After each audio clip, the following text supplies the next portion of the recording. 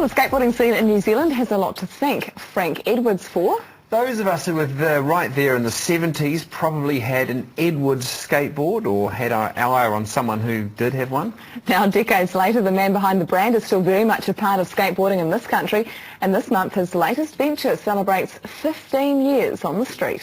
How are things on the West Coast? Frank Edwards has been skateboarding for over 30 years. Well, perhaps not so much these days, but he's still one of the biggest skateboarding personalities in Australasia.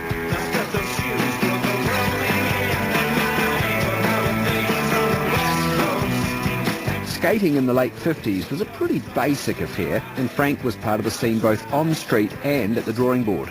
There weren't many retail options back then. Sports retailers didn't appreciate the culture. Enter Frank, who started Edwards in 1977, manufacturing skateboards and skate gear for the emerging scene here in New Zealand. He opened the first New Zealand cheapskate store on April Fool's Day 1981 in Kaiba Pass, Auckland. I started off skating when I was 55, and then I went surfing in the 60s, and then I stumbled into the skate business to help a friend who'd made a lot of skateboards, and then I found it was fun. He then sold the franchise several years later to start skate label Boom. I've been running cheapskate for 20 years, and I had it pretty much wide, although it's an interesting and a great business, and it's always changing. But this was a global challenge, and it was something that got me up in the morning excited and nervous. And still does. Very nervous. Indeed, the skateboarding business is a fickle one. For instance, roll back to July 1980. Skateboard sales then were at $75,000, roller skates at $5,000. 1 month later, those figures were reversed, skateboarding dropping by $70,000 in August the same year. But on the 15th anniversary of his latest company, Boom, Frank's predicting a boom in sales. Other skate companies like DC make serious coin. 2 years ago, when they sold out to Quicksilver for 120 million US dollars, they were turning over 600 million US dollars, and I think they're up 50% on that now. So they're nearing the $1 billion mark, DC. Yeah. So, you know, we're talking, now it's just about, it's 10 years behind surfing, which, as we know... that little guy over there is probably about ready, is he?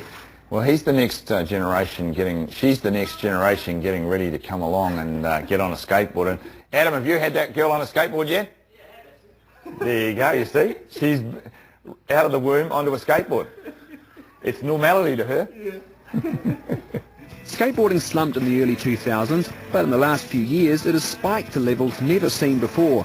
Skateboarders now receive multi-million-dollar sponsorship packages from the companies they represent, and many have moved to the entertainment industry. For instance, world champ Tony Hawk's PlayStation game is now in its 9th installment. Fluctuations in the popularity of the sport mean that many companies have dropped by the wayside, but not Boom. They started in a slump, stuck through the highs and lows of the skateboard industry, and have supported skateboarding when no one else would have a bar of it. What I found was I was in a business that had my heart involved in it, as well as my head and my pocket. So that's why I've stayed all this time. Yeah. And also the kids.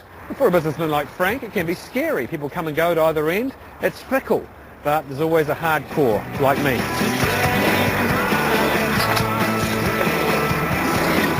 And it's their commitment to the grassroots level and their dedication to fostering the sport amongst our youngest riders that should keep this hard-working local company booming for a long time yet. It's like riding a bike.